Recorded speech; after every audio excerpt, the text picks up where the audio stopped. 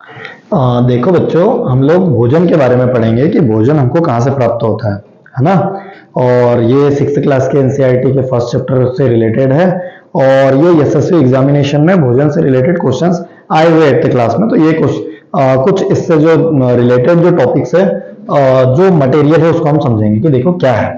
तो भोजन कैसा क्या है, देखिए कच्ची सामग्री मतलब कि जो खाना बनाने से पहले जो जिसका यूज होता है ना, जो लगती है, जैसे कि फल, सब्जी, गेहूं, दाल, चावल, है ना।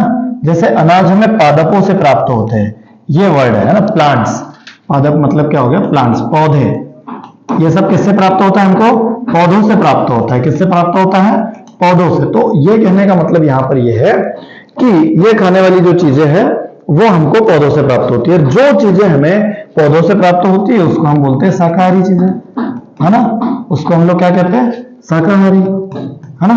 शाक कहेंगे, और शाक को जो ग्रहण करने वाला होता है शाकाहारी। तो इनसे बनने वाला भोजन जो करते हैं उनको हम शाकाहारी कहेंगे, है ना। उसके बाद में क्या है कि कुछ अन्य खाद्य पदार्थ होते हैं, कुछ और भी होते हैं, जैसे कि दूध है, बिल्कुल है, अंडा है, मुर्गा है, मछली है, झींगा, मांस, है ना, आदि हमें जंतुओं से प्राप्त होते हैं, है ना। तो ये चीजें तो हमें तभी खानी चाहिए जब कि खाने के लिए कुछ मिल ही नहीं रहा हो, है ना।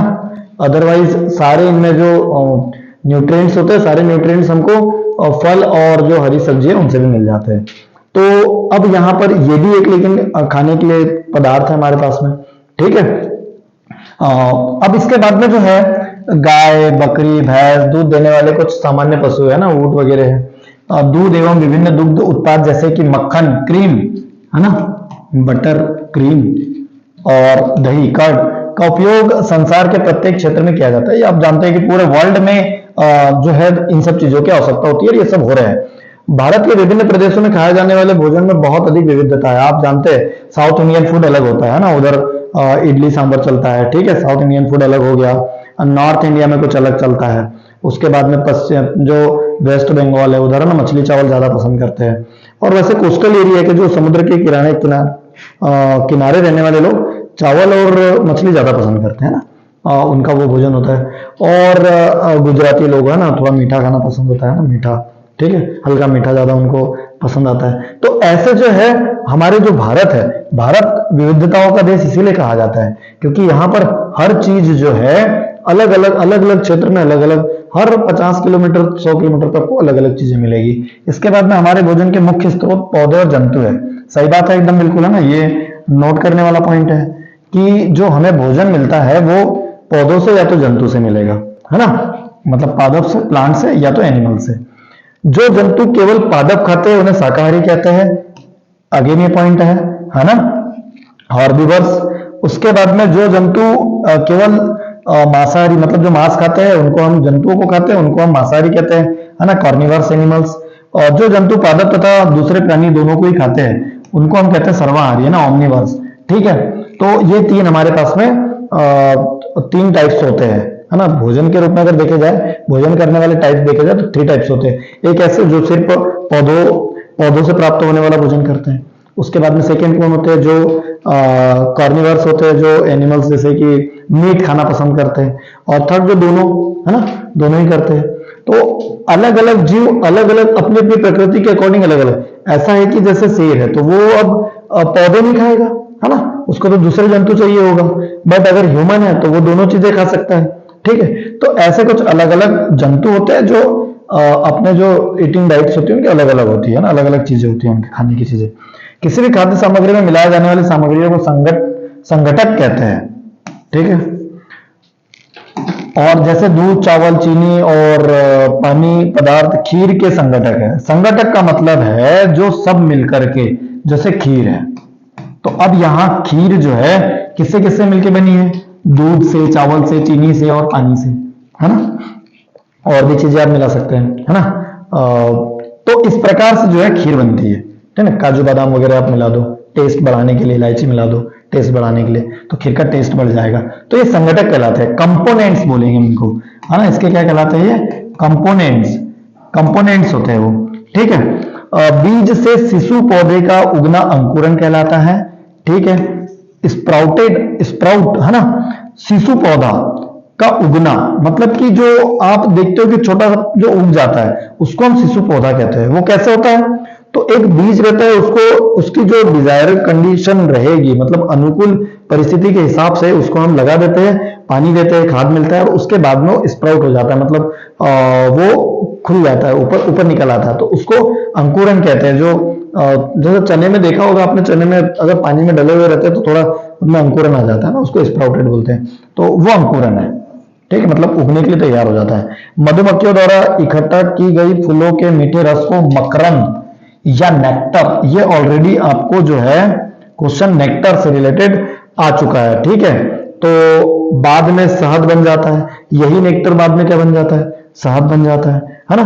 और इसके बाद पादपों के वे भाग जिन्हें खाया या पकाया जाता है उन्हें खाने योग्य भाग कहा जाता है। जैसे फल, फल एक पौधे का खाने योग्य भाग है, बिल्कुल है। फूल, फूल भी खाने योग्य भाग है। इसके बाद में जैसे जो कॉलीफ्लावर या गोभी कहते हैं, गोभी का फूल होता है उसको खाते हैं, मतलब फूल को खाते हैं। ठीक है, और तना, ठीक है, ऐसे इस प्रकार से हमारे पास में होता है। जैसे कि आलू का हम तना खाते हैं, गाजर का हम तना खाते हैं।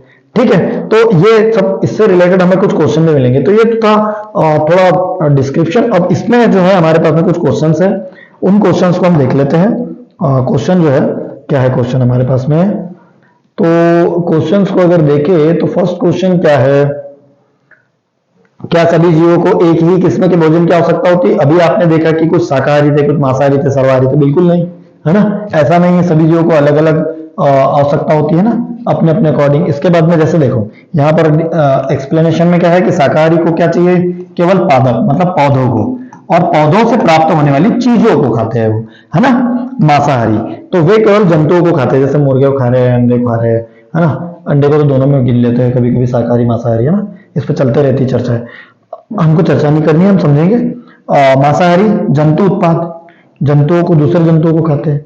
सर्वाहारी दोनों को, है ना, पादप और जंतु, ये विशेष किस्म के लोग होते हैं। ठीक है, तो यहां पर हमारे पास में जो है तीन टाइप के लोग होते हैं भोजन के बेस पर, कि भोजन को करने वाले, फूड को करने वाले थ्री टाइप्स के होते हैं ना। अब इसके बाद में नेक्स्ट क्वेश्चन क्या है? नेक्स्ट क्वेश्चन है हमारे पास में कि 5 पौधों के नाम लिखे, बताइए इनके कौन से भाग का उपयोग खाद्य पदार्थ के रूप में होता है। ये आपकी अपनी मर्जी से ले सकते हो। इसमें कुछ देखो, आलू का क्या होता है? तना। ऐसे मैं आपको और बता देता हूं कि यहाँ पर यह हो सकता है गाजर हो सकता है ना, मूली हो सकती है ना, और कंदमूल जो रहता है वो हो सकता है। ठीक है, तो ये सारे जो होते हैं इनके तने खाए जाते हैं ना, इनके क्या खाए जाते हैं? तने। इसके बाद में अच्छा हाँ, मूली, मूली जो है तना और जड़। ठीक, अच्छा, इसके पत्ते को भी प्रयोग करते हैं। ठीक है, इसको भी ध्यान रखना है आपको कि मूली को जड़ के रूप में प्रयोग करते हैं।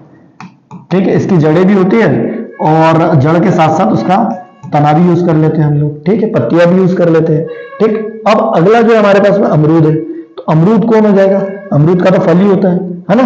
हाँ, इसकी पत्तियां भी यूज में आती है, बट फल, इसका जो मेजर पार्ट है वो फल है, और मूली का जो मेजर पार्ट है वो जड़ है ना। जड़ और तना दोनों ही चीजें है। नेक्स्ट, गाजर, गाजर भी जड़ में ले रहा है ना। तो ये दोनों जो वर्ड है, ये इसको आप जो मेजर है इसको जड़ में मान रहे हैं ना, कहां में मान रहे हैं? जड़ में। तो तने के रूप में भी यूज होता है वो, और जड़ के रूप में भी। लेकिन हमको आंसर यहां पर जब जड़ के रूप में दे रहा है तो हमें जड़ को ही मान करके चलना है, बट इसका तना भी यूज होता है। नेक्स्ट, अब गेहूं है तो उसका भी यूज होता है, ये आप जानते ही है। ठीक है, नेक्स्ट क्वेश्चन की ओर अगर हम जाते हैं तो नेक्स्ट क्वेश्चन हमारे पास में मैच द कॉलम है, और एक दूसरे को हमको मिलाना होगा कि किसका आंसर क्या होगा। ठीक है, उत्तर कॉलम भी देकर रखा, लेकिन हम यहां पर हम समझेंगे।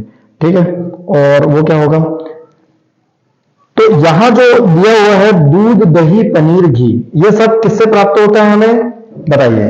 क्या दूसरे जंतुओं को खाते हैं? नहीं। पादप एवं खाद्य उदार सब्जियां हैं, सभी जंतु उत्पाद है। तो सीधी सी बात है, चाहे दूध हो, चाहे दही हो, पनीर हो, घी हो, ये हमें जंतुओं से ही प्राप्त होता है ना। गाय दूध देती है, ठीक है, भैंस दूध देती है, तो जंतु ही ना वो। ठीक, नेक्स्ट, पालक और फूल गोभी और गाजर, ठीक है, ये सब कौन है? पादप एवं पादप उत्पाद खाते हैं? बिल्कुल नहीं, ये सब सब्जियां हैं। ये कौन है? सब सब्जियां हैं। इसके बाद में शेर एवं बाघ, तो शेर एवं बाघ क्या करते हैं? दूसरे जंतुओं को खाते हैं। और शाकाहारी लोग कौन होते हैं? जो पादप एवं पादप उत्पाद खाते हैं। तो ये इजी सी आपके पास में एक मैच थी जो आपने की। अब नेक्स्ट जो है हमारे पास में इसका आंसर है, और सेम वही है ना। अब next fill in the blank है, और फिल इन द ब्लैंक के भी आंसर दिए, बट हम यहां पर देखेंगे इसको कि क्या है ये।